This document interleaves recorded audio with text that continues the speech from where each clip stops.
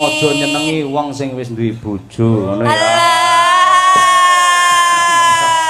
Niku Pak. Ngono kuwi pokoke kudu ngerti wates-watese. Eman-eman ayumu nduk kaya ngono kuwi. Iya, ngono kuwi.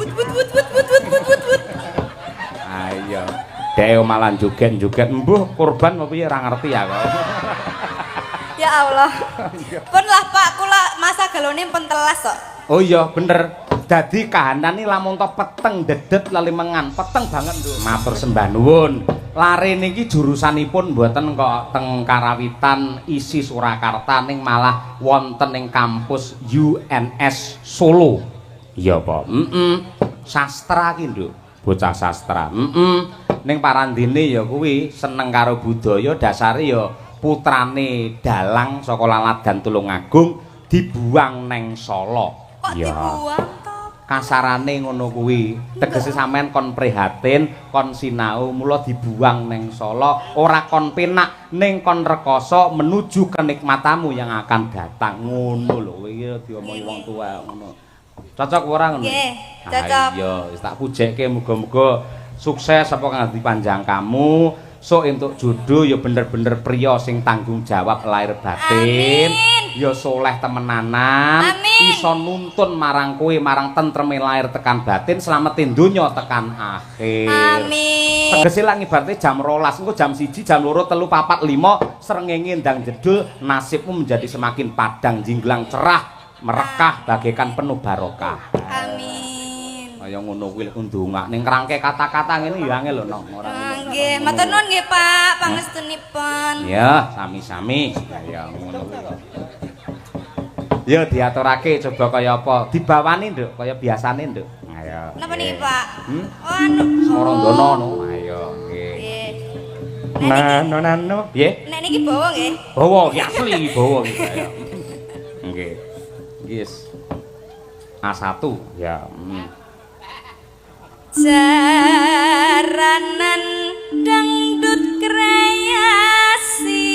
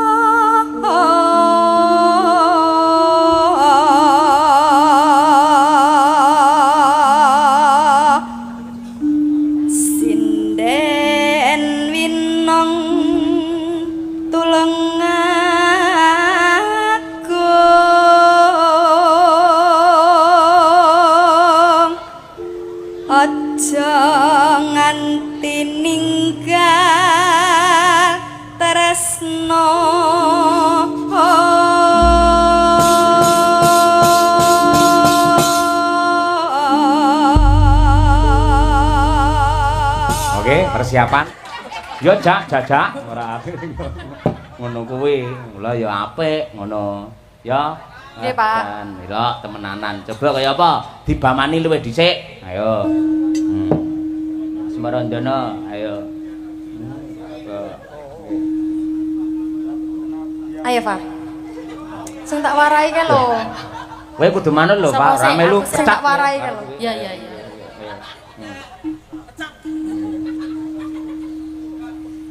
nadyan wujud temung peksi Okva, peksi itu apa? Burung. Wah, burung, ngerti. Burung apa yang paling kuat di air? Burung apa ya?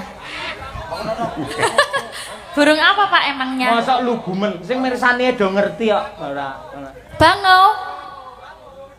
Lah kalau nyaur iki lho. Heeh. Sing mirsani ngerti kok sampean mosok ora paham. Tak didoi, Pak. Apa? Burungnya orang yang mencari pasir di kali itu loh. Itu kan dikom suwe to itu. Sik.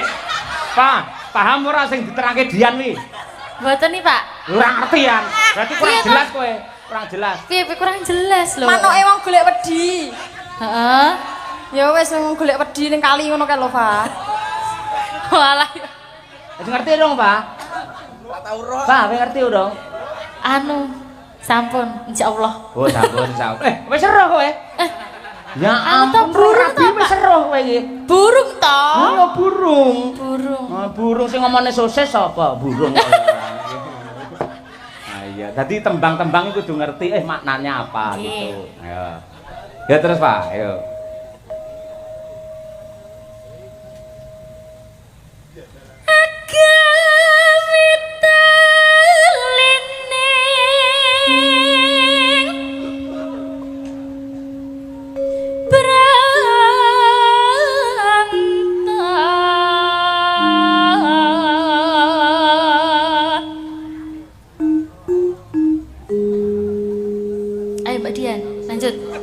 Kok wae ngakon aku to, ampun, Bos. Ampun, Bos. Walah. Aduh, dipecat lagi bari. Alus manis nengsem make.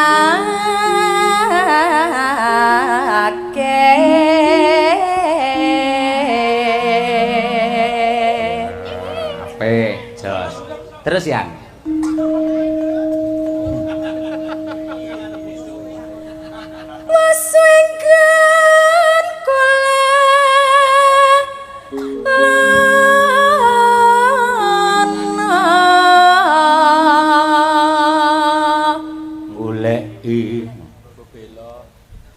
Golek isi Wiratmoyo. Oh, salah Pak, salah. Salah ya Pak. Maaf Pak, ora ngerti aku ya. Golek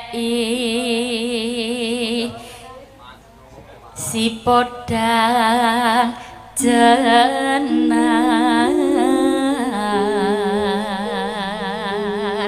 Jenar ya apa Pak? Kok takon terus to Pak jenengan ki Pak?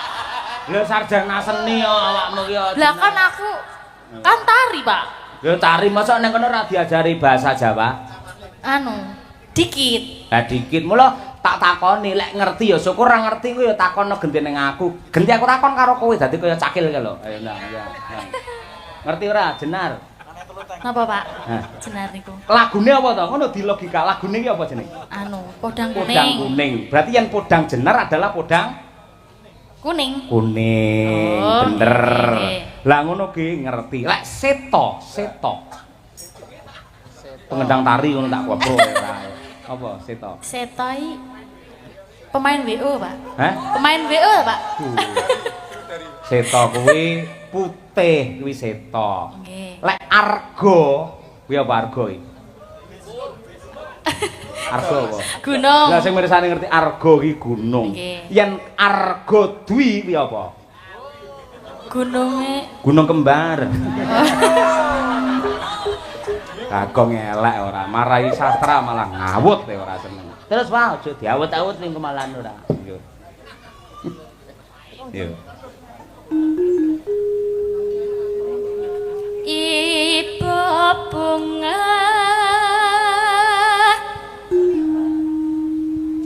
ing atiku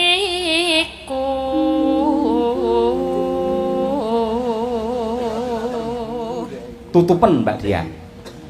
Lawange Pak kudu wae. Nyanding bisa dadi tombo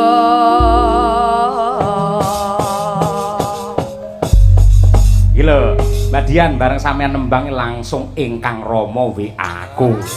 Towi lho Pak Murah WA aku tak kira nesu.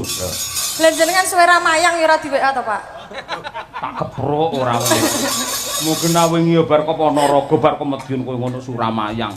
Iki lho Mbakmu selamat hari jadi Kota Semarang ke-478. Semoga lebih maju dan berkarya dari Pak Marsono, Bapak Sinden Dian. Dian adalah sindenya Ki Cahyo Kuntadi. Wah, iki lho. Nah, aku manut neng foto nggen Facebook. Ini adalah dalang dan sindenya. Fotonya aku karo kowean. Oh, ora, anake ngakoni ora? Ora, ayo. Nggih. Ngono kuwi pakmu karo aku kompak mosok kowe ora tunduk karo aku. Nah. Ngono kuwi. Ayo. Tembangipun podang kuning. Podang adalah burung yang bisa terbang, kuning adalah emas. Semoga warga masyarakat Banyumanik Kota Semarang terbang tinggi ke zaman penuh dengan keemasan. Yuk, dados podang kuning, yuk.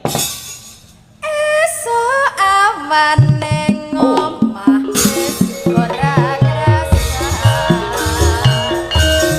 Uyuran anggoleki sing tak sayang. Boten ngoben piteranggonku goleki ora krasa. Esuk awan nganti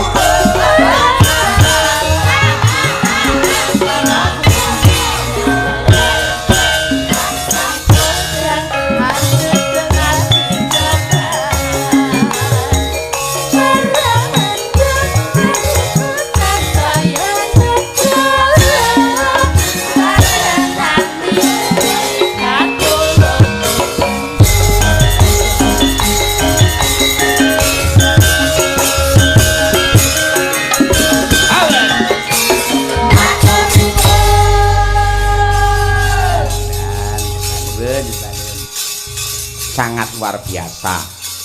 Saking bareng kene saking tulisannya apa ora roh. Napa niki gepeng ronde? Nggih. Leres. Oh nggih, nggih. Anggota PWKS. Nggih. Penggemar wayang Ki Sucahyo Kuntadi. Saking Jalan Damaraya, Podang Kuning, Podang Sari, Banyumanik. Nyuwun lagu Sesideman karya Bapak Haji Sukron Suwondo sing nyekar mantune Pak Sukron. Wah, sapa iki? Mantune nusul rene lho, mantune iki. Sapa iki? Iya. Mantune sapa? Ngacung, mantune ngacung sing ndi mantune Mbah Sukron. Ayo. Sing ndi?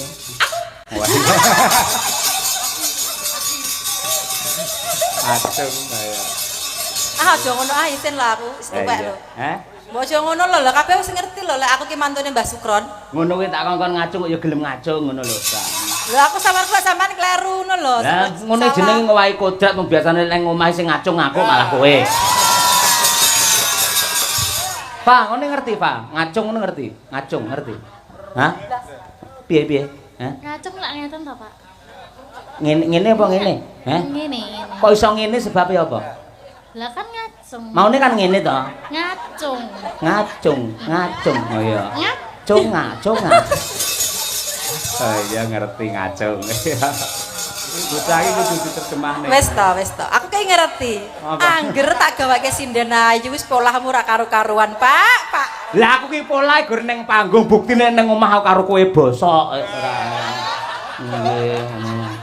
Bukesi kula nyuwun wedang. Ra iso gede apa piye? Ayo. Nyuwun teh. Ngono udeg dhewe kok rere apa piye? Nyuwun susu ngono. Lek susu kene tak lerne. Ayo. Jangan percaya.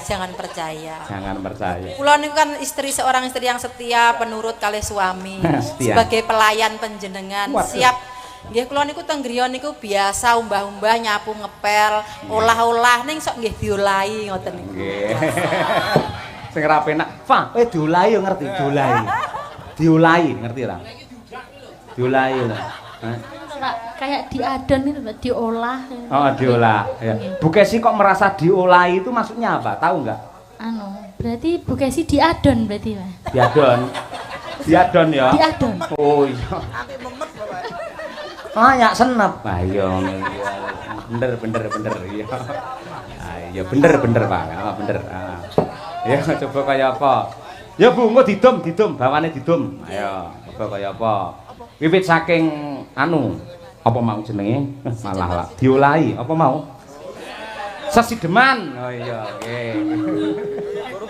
Bawane mengke diurut nggih. Diurut ora kesel. Ayo. Ayo. Nyapa to ngono ki? Sesuk tekan omah tak pijeti. Mijeti apa? Sesuk awakmu wis sibuk. Tekan ngomah gen arepe latihan Kartinian. Niki sesuk bengi ndalang sesuk bengi. Tenan niku ndalang Bu Kesi tenggen kula. Ning ya kuwi ora tak streaming. Nglek-elek kan aku isin gitu. Perdana ndalang sesuk. Oh, wah lakone Sri Kandi. Iya, Sri Kandi ayo. Anggere mulah nek wayang perang no apik tenan lek merangne no. Angger perang dalang lek lanang kudune mak bedheke ora nguk ngono. Ayo nggih. Saking Mbak Sundari cobi, Mbak Sundari nguk monggo. Ayo. Kuwi paling nguk lek kuwi. Astagfirullahaladzim. Jadi sudah Pak. Stop, ini satu-satunya sinden Madangkara sing ora tau lali le Subuhan. Astagfirullah. Alhamdulillah pengin ning Ponorogo no. Alhamdulillah Subuhan madhep ngetan. Ya aku ndek. Kan melu-melu jenengan, Mas. Iya. Lah aku ki kleru tenan arahe. Mas aku kok masjid nggen magriban berarti madhepe rono. Bareng aku rampung diprotes karo sinden-sinden Mbak Lia. Padahal sampean mau le salate madhepe ngalor. Sing ngomong sapa? Aku yo gah dilokne disalahke. Aku nadyan madhep ngalor tak ongkek ngulon ngono aku nggih. Dadi salat kok diongkek lho ora seneng. Banyol yo manyol aja ngawut ngono lho senengane. Monggo Mbak Lia nguk. coba kaya apa iki. Melek apa itu? Wiwitane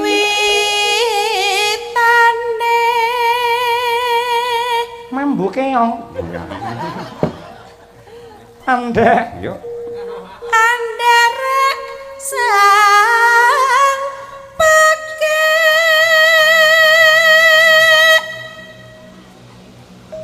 priya bagus kang olah budaya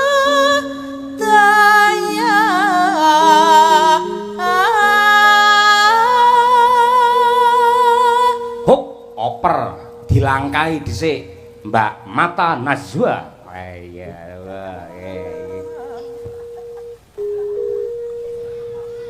sowan menyang kutha gedhe sak garis engkas, Mbak. bendera treska yung Hop, Winong. Winong milik kita bersama. Winong memang untuk Anda. Nguk nguk nguk nguk. Ayo. wut wut wut But but but but. But semrawut. Ayo. Ayo didamu. Masa tak ngene. Ayo.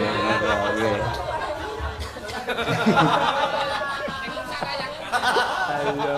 Kaya mangan mie ayam ngangge setik dadakan. Tenang, ayo. Dinang, ayo. Esok. Ayo nang ora. Slendeng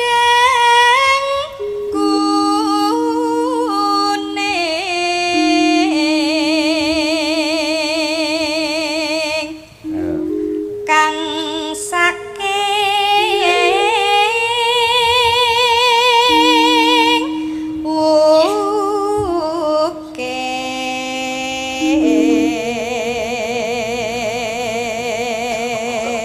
Ukir ya apa, Pak? Ayo, ukir ya apa? Ayo. Ukir, ayo. Ukir. Ukir, ayo. Anu to, Pak. Anu. Anu nih sapa? Ana anu, ayo. Napa, Pak? Kula mboten ngerti. Bukir sih kok tak omong nek mau nguk-nguk mau lho, kuwi bukir. Wut wut wut wut. Ah, kuwi bukir ora ngono kuwi. Sampai ke muda. Iya. Golek tak critakne tenan ora ngerti-ngerti tak gambarne ngono. Monggo Pak digambarke mawon. Bunder-bunder nik. Yo ora. Sing marai wayang haram iki omonganmu kaya ngono kuwi lho ora.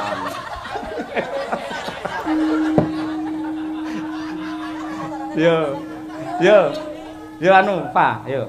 Ayo. Ayo, aku ya anyel lek wong wedok anggar foto dadane tutupi ngono lho. Jidan-jidan lho kan mending ngene nek tutupi ngono. Ngopo to? Ayo, mending ngono lek ra ngono melet. Iya, Pak itu. Lah kan imut, Pak. Ora sopan foto ngono kuwi. Lah aku yang anggere ndelok ning storymu kuwi ngene aku melu. Wes. Astagfirullah. Elek ora. Ya tak tel kowe engko. Yo, Pak. Aja ngono lek foto ya. Lah pripun Pak Nggak sopan, berarti? ora. Berarti gimana? Gini, Pak, gini. Pamara kena dimpet meret nanti dia. Ayo, Pak, ayo.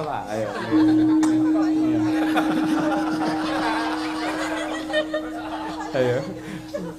Weh, nganti ngiler. Gara-gara kuwi ya ora, ayo. Ayo, Pak. Suara kurang pramana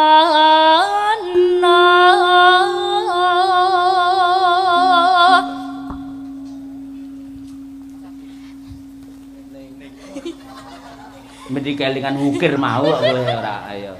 Ning ayo. Ning wasis angung ro.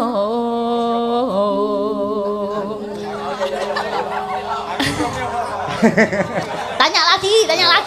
Ora, meneng kok. Terus. Iki Bratayuda ora kaya ngono kuwi ora. Iki tokan takon ora. Upama kula menika dudu wong tuwa, mesti kula sorak lan keplok saking katebian ya. Ing atase senopati gegedhuk Yayi Werkudara Yayi Janaka kalebet kula ingkang kondhang sucaningrat oboring jagat sing dewa kemawon kuwalan tanding kalian Candha Birawa ning Yayi Puntadewa piyayi sing ra tau nesu ra tau Bandayuda ra tau perang parandene bisa nyampurnake Rama Prabu Mandaraka jenengan te ampuhe kados mekaten to Yayi kula niku mbuh kok mare kudu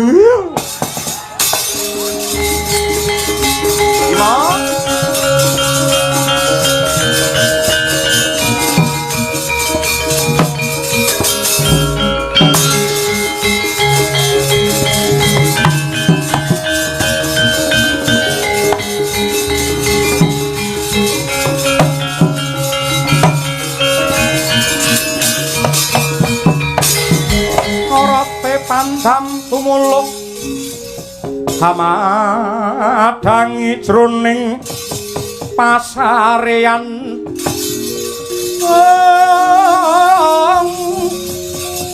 ngenani wadana remu kalingan angrangan sang Hyah Manah kung sumungkem guling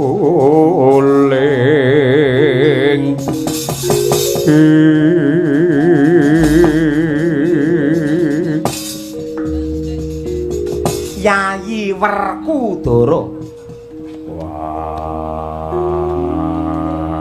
clitheng kakangku piye ora sah takon kon tayungan sampeyan iki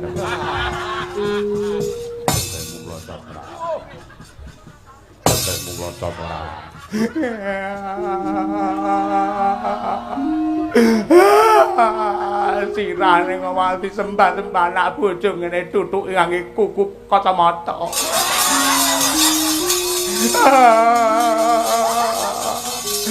nang Bratayuda makmur apa nyatane mung dijak tirakat dijak perang ora entuk apa-apa mung ditutuke ndas mung nang omah sembah wong pirang-pirang nangis ya nangis aja ning wilayah kene to, Bro.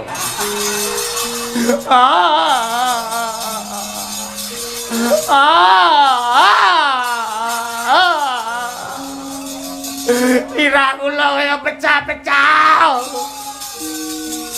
Sirahmu ngopo kaya pecah? Sebabe tuthuk karo Ndara Werku piye? Werkudara. Nyuwun tamba jare duwe kembang Jaya Kusuma iso maluyake wong kang lara iso nguripake wong mati. Sirah kula ibu mencenani. Dayane Ratu Ndarawati waras-waras awit saka kersaning Gusti. Waras yo. Durung waras. Waras mergo saka keparengi Gusti waluya jati dadi terah mulya. Waras. Durung waras. Waras borong pun. Lagi njaluk tombok nek wong-wong kejem-kejem njaluki tombok. Lah njaluk tombok njaluk gareng dikek biome ringak. Biome ringak iki apa? Kose to Bratayuda ngomongne kaya ngono horok. Sena apa?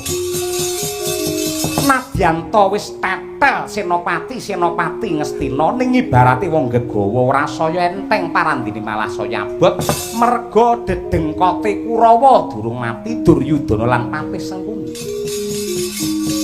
Upamane Yayi Werkudara unggul ing payudan Kurusetra kira-kira kowe bakal ngopo?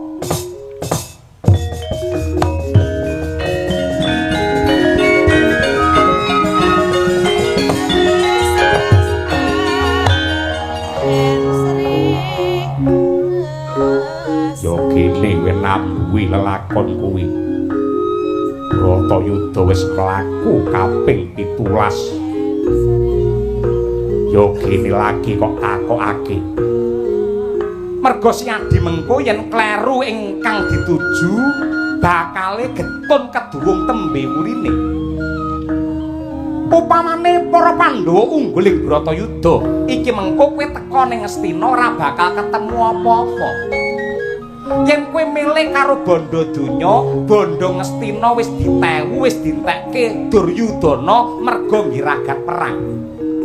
Ning Ngastina Siadi mung bakal nemu bocah lula waranda karo wong cacat merga korbane Bratayuda. Satriya ki hambeke sepi pamrih rame gawe. Aku Bratayuda mung netepi kewajiban perkara kowe entuk-entukane apa ora gagas. Ning entukmu mung ngopeni waranda karo wong cacat bocah lolo.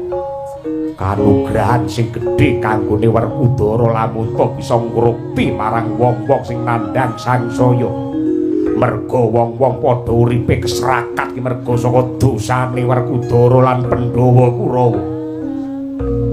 Mula nggih nebus dosaku ikhlas lahir batin aku ngopeni karo wong jumpo, ngopeni wong cacat, ngopeni bocah lula. Ngopeni rondo men diopeni Bagong mengko. Sing tetek ya sedya hayu manggih rahayu Dimas.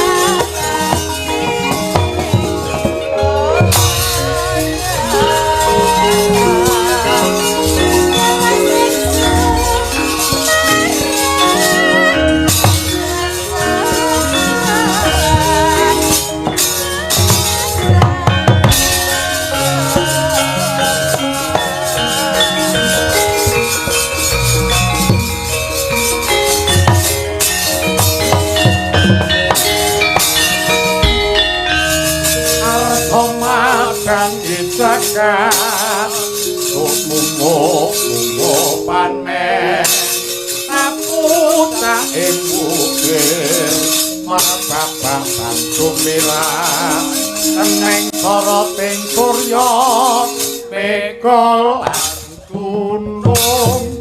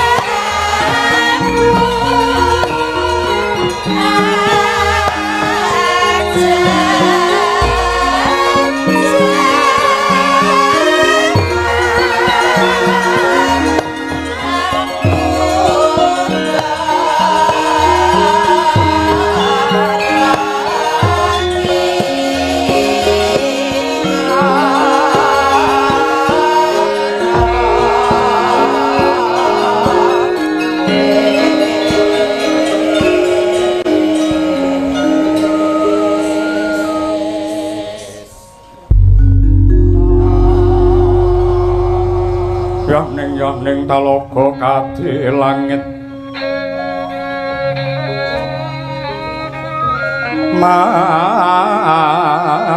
ambang tang pasulan upamane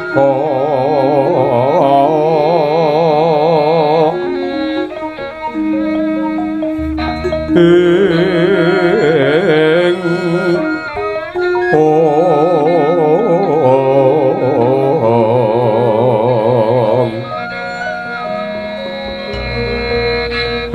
tulya kusuma ya sumawur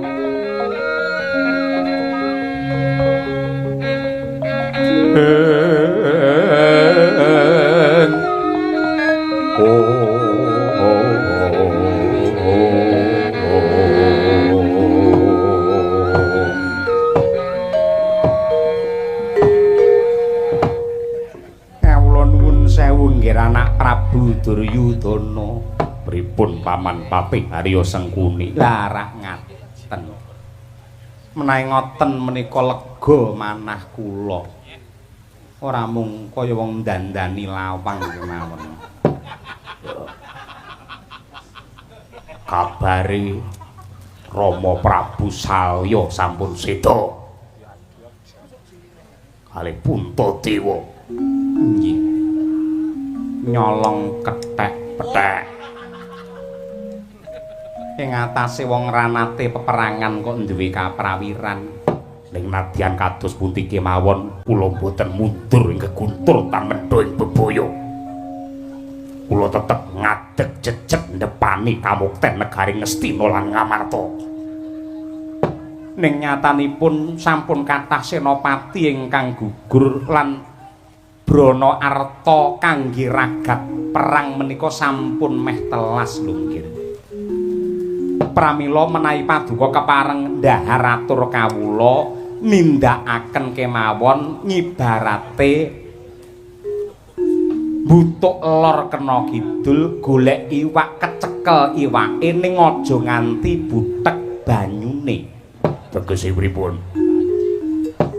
Prayogi mawi siasat ngawon kemawon kalian para Pandhawa etok-etok kalah Kurawa etok-etok teng tekuk dengkul lan uga nggulung gendera nglebetake gendera putih minangka tandha nungkul adhedhasar tresna pedhamen mangke nadyanto Kurawa menika sampun kalah Pandhawa lenggah malih wonten Ngamarta jernyatanipun 12 taun kawula Ngamarta budayane sampun kula rusak sampun mboten wonten tiyang ingkang nglestarekaken dhumateng adat budaya satemah wong Ngamarta kelangan jati diri wis nggunakake budayane wong Ngastina mangke gampil anggenipun ngemudeni ngrusak dumateng kawula Ngamarta yen kawula Ngamarta kelangan jati diri mangke gampil anggenipun ngrubuhaken para Pandhawa sampun sampeyan niku butuhe mung golek penak ning Megarkasa sampeyan gelem mukti ning wedi mati kula mboten wedi mati sebabe apa kok ora wedi mati amargi Patih Sengkuni mboten saged mati kok ora bisa mati KTP kula seumur hidup man buktekke kasedyan sampeyan dhateng Duryudana caranipun ora ketang siji mang cangking mriki ndase Pandhawa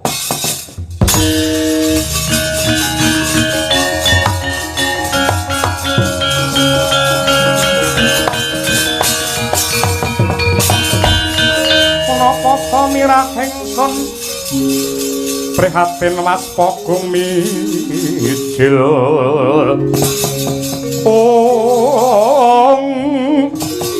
tuhu dahatan pakarya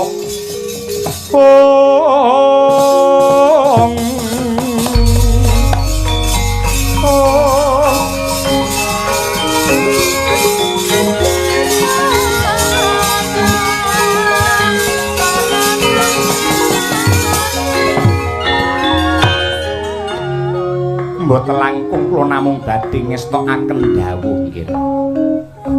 Karana kula mukti wibawa wonten Ngastina menika paduka ingkang lelemu dumateng sarira kula. Dinten samangke kula badhe madheg senopati. Sisandamel kula badhe mbuktekaken dumateng tiyang sak jagat lamun to kasetyane Patih Sengkuni marang Prabu Duryudana ora kena sinangga miring. Nyuwun pamit nggih.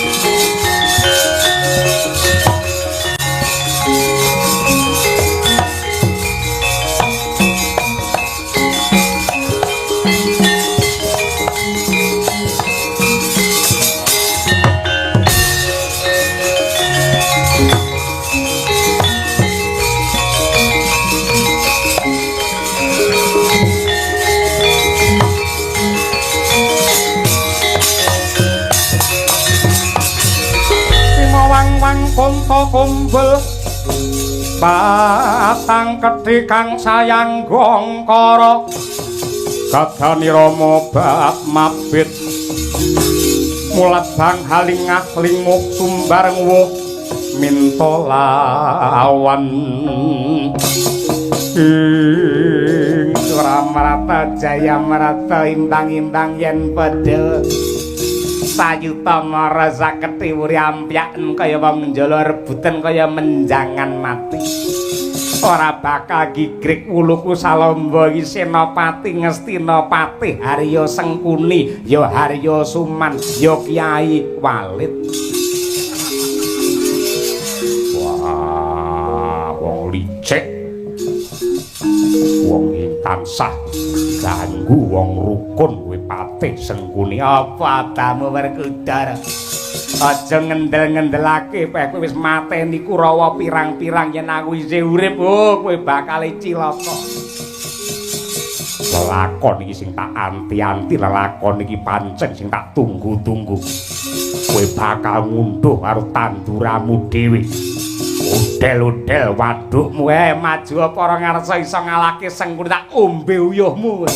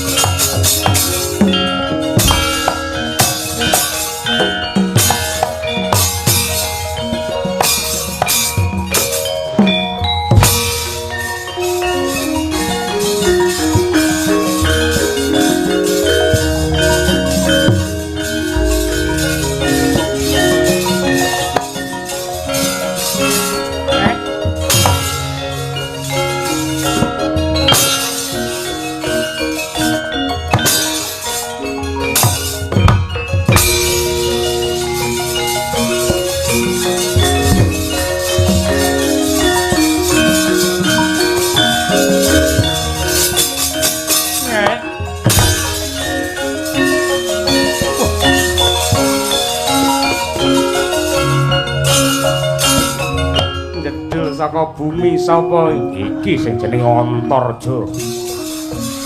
Maju semburu pas mlonyo dadamu. Pedian anake Werkudara. Ya dasar para nyata.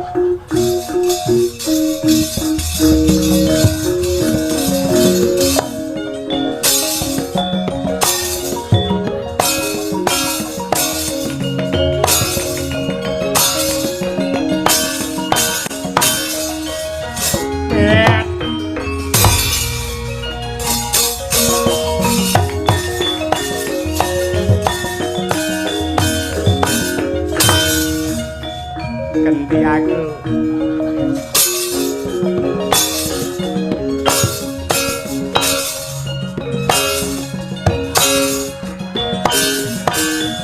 Awas. Net.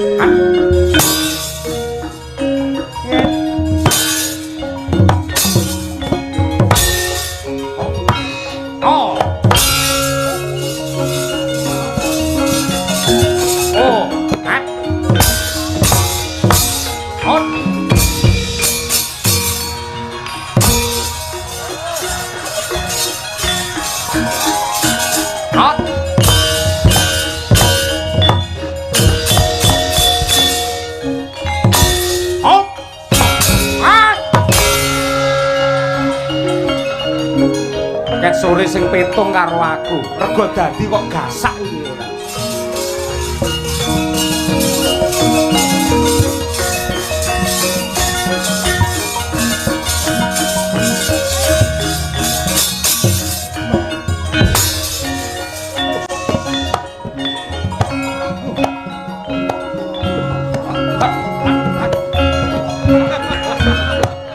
Aja jambak. Perang jambak iki lho. Padake numpak jaran jambak terus kena komburi. No. Oh, iya.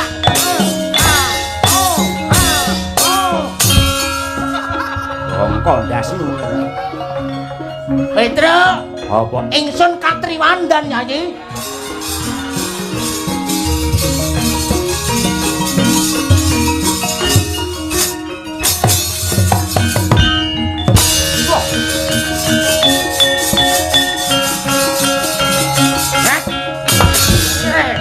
Wah!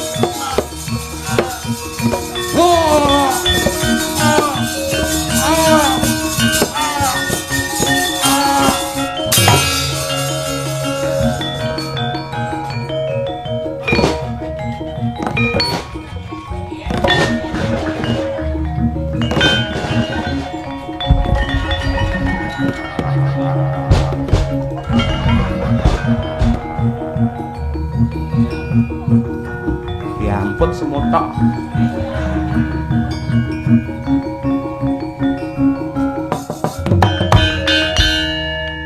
Mati apa?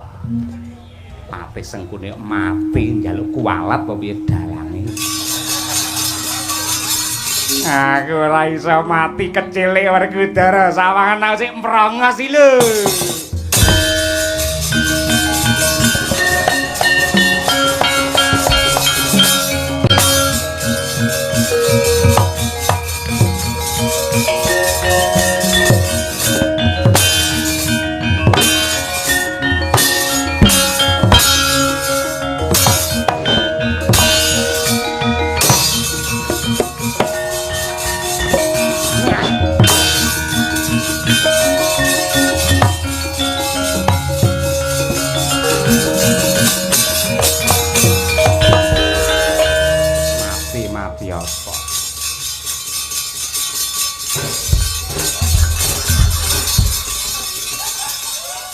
Yahine unak-unuk.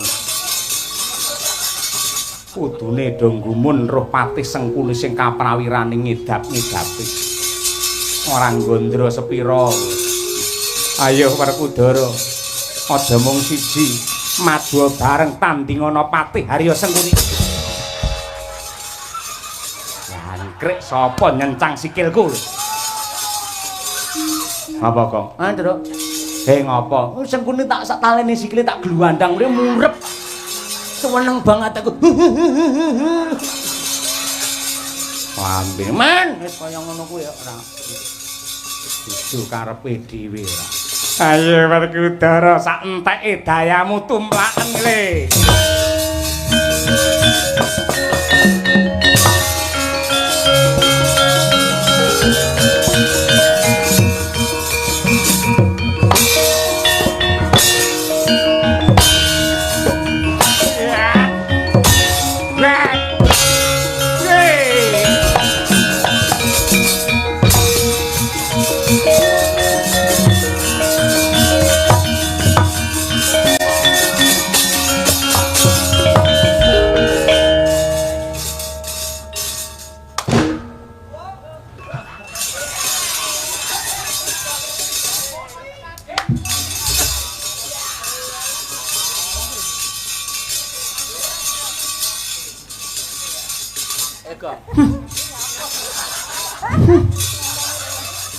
Ilatmu melat-melet ngopo?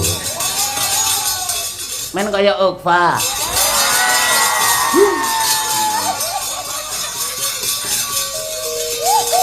Pripun, Gus? Pripun, Hara? Sengkuni. Pripun? Ora mati-mati. Teng mboten mati. Beret nyawane. Didoni sik bener. Tak serampang kemudo. Saben-saben tak tibani kuku Pancanaka gletak bali urip meneh. Gletak bali urip meneh. Jenggelek terus dhewe. Yaine mbok ora kok Sengkuni, aku ya jenggelek nek yaine iki. Pedro, Nun, bapakmu nang endi? Bapak. Bapakmu. Bapak sinten? Pak Sukron?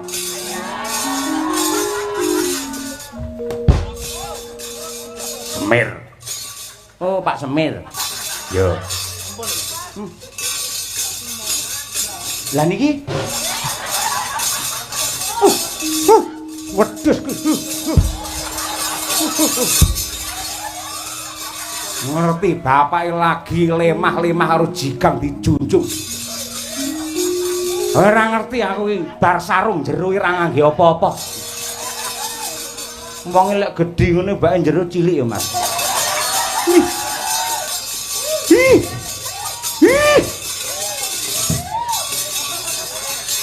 Wah, Semar. Enten napa, Gus? Enten napa, Gaeus? Kok gaes-gaes piye ta? Sengkuni ora mudar-mudar. Sengkuni ora mudar-mudar sing iso ngrampungi kowe apa piye? Ndang kowe senengane lak nerangne silsilah to kowe iki. Sejarahe luwe senengane lak ngalur-ngalurne to, Pak. Nggih. Anane Sengkuni nika mboten mudar, jenengan lak mboten prisa. Aku ora ngerti sebabe apa. Sebabe nyawane Sengkuni niku moh ucul saking ragane.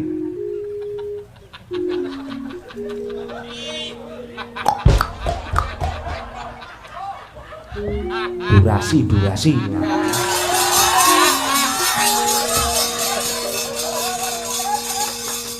Ngeten nggih. Jenengan kemutan apa mboten? Nalika nuwun sewu simbahmu Saptwarga Sang Resi Wyasa rumiyin lak kagungan Lengatala. Lenga bulis to? Lengatala. Lengatala ora. Aku duwe lenga bulis.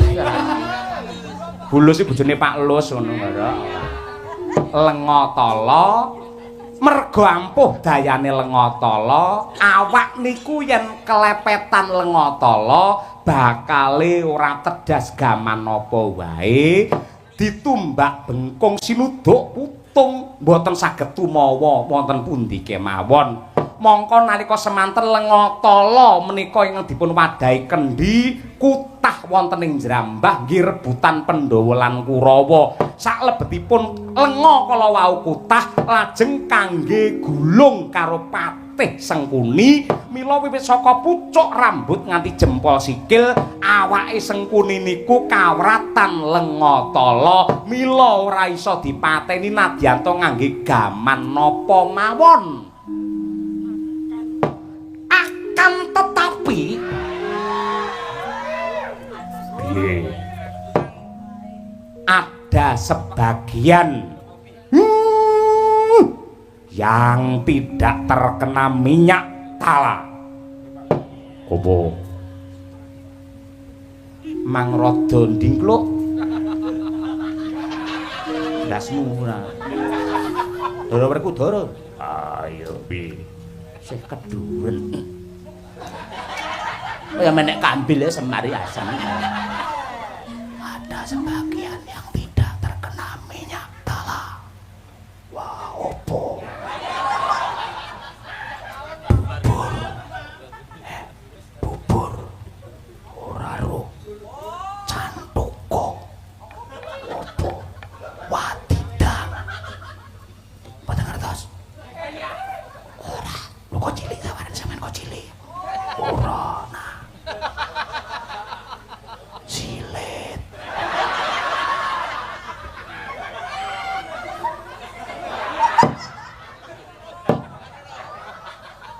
Aja nutuhi ndas iki disembah karo anak putu. Titipane anak putu. Iku ambung. Omong mau-mau ora.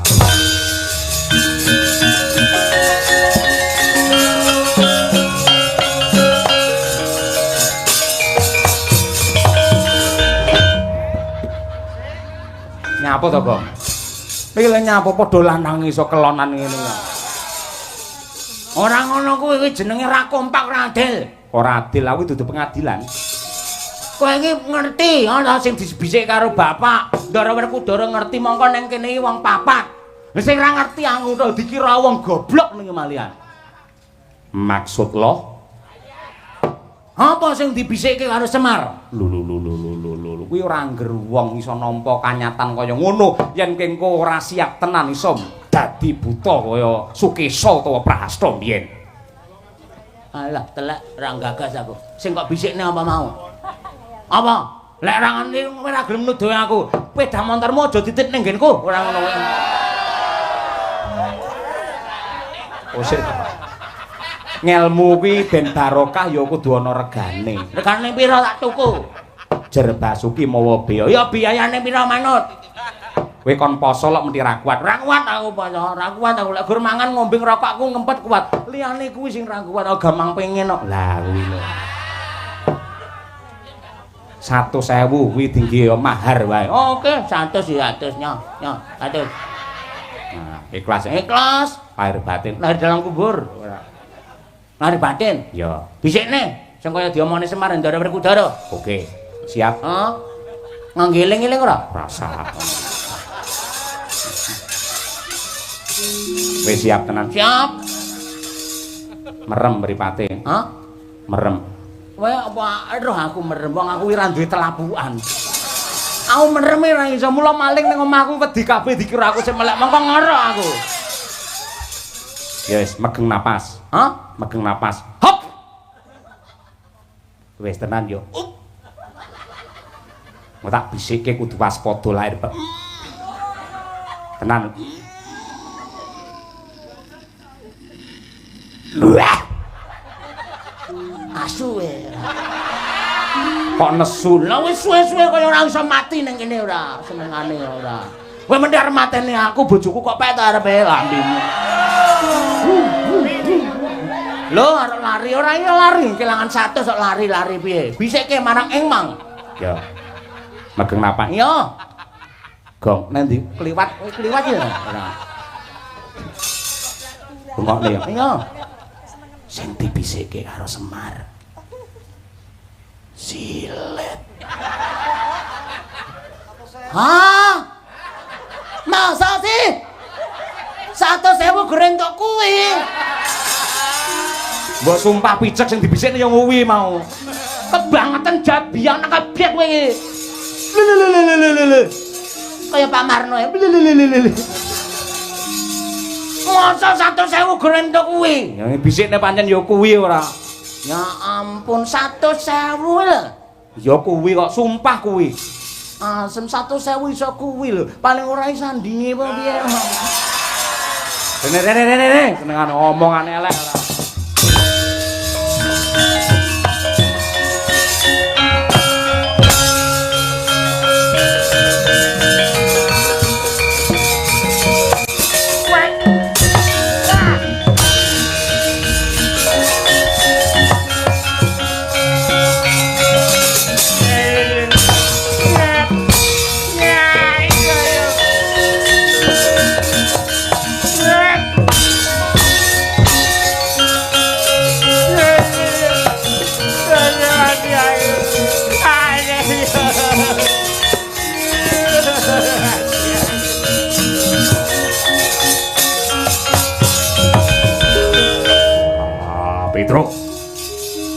Petro.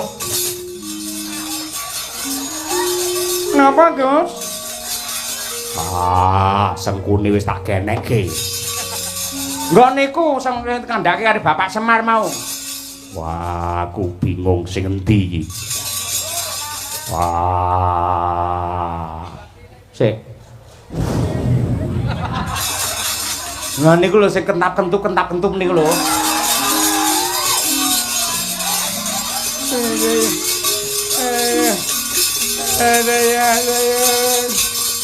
Niki jari iki manggahne mriko sik to. Nah niku. Ini 12. Jiluk bah. Entang-entang yang sintang-sintang katir, kaju-kaju leder. Yang ini mencap.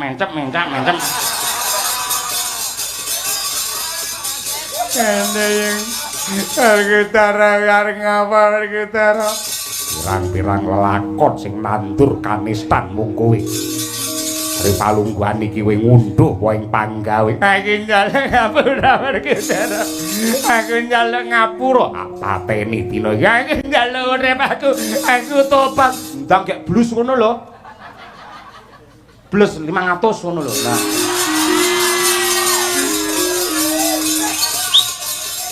Kesuwen ora. Nandur ngunduh utangnya ora sakno. Gini.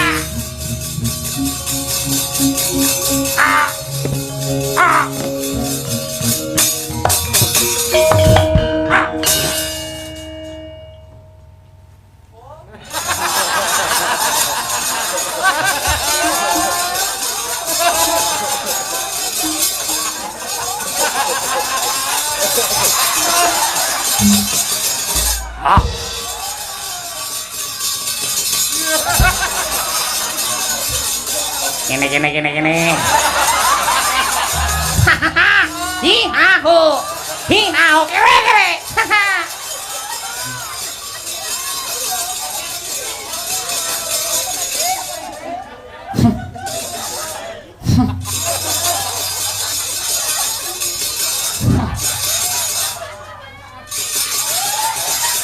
Melet iki ngopo?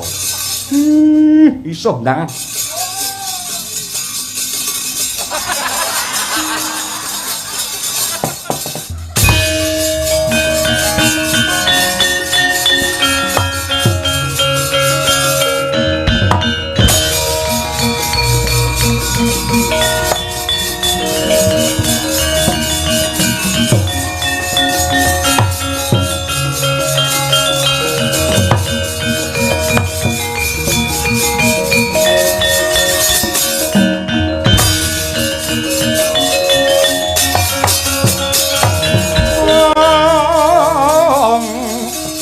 Mawut kang katrajang ing cahana wadya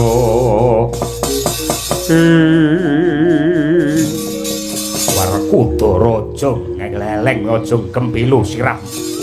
Bratayuda iki durung rampung, Kurawa durung kalah yen Duryudana isih ngadeg jejeg. Palungguhan iki kukupen negara Ngastina Ngamarta ning ana syarate lamun wis jengkelan kuandaku lundung sirahku bosok koklok dirubung laler sembadani.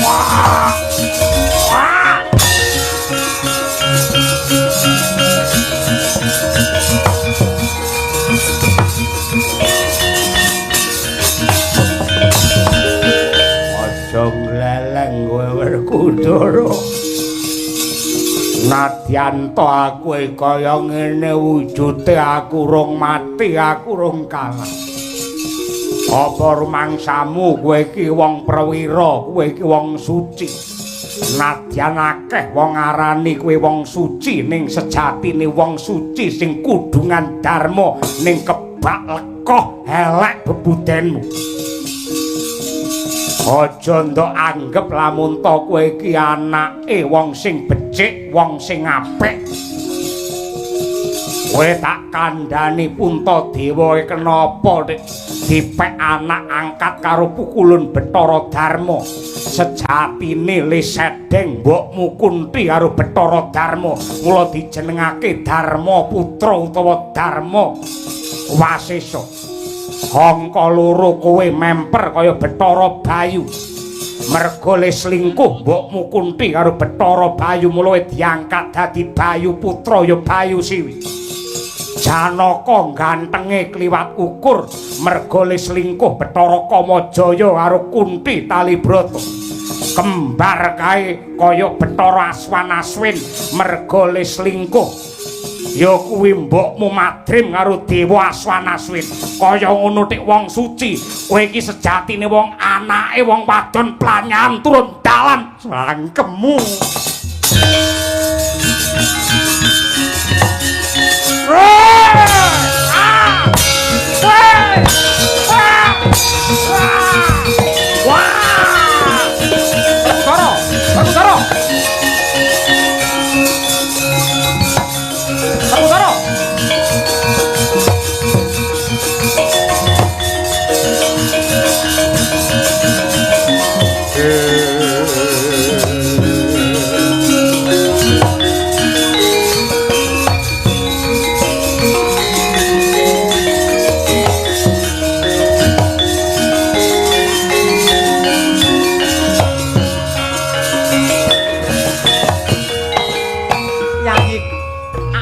Udara sing ndak tresnani. Wah opo? Racuten Bramantiyaning rasamu aja nggugu karo ucape wong sekarat. Ora mudar-mudar. Pancen kodrate lakon kaya ngono, Duryudana kudu ngunduh tandurane biyen nalika urip gawe rekasane wong liya. Saiki dheweke kudu delak-delak ora urip, ora mati ngagak-agak 100 taun suwene. Banjur dikapakake wong iki. Men ora gawe kesra, gawe gendra lunga saka papan. Golek watu gedhe. Duryudana tindhi ana watu sing gedhe.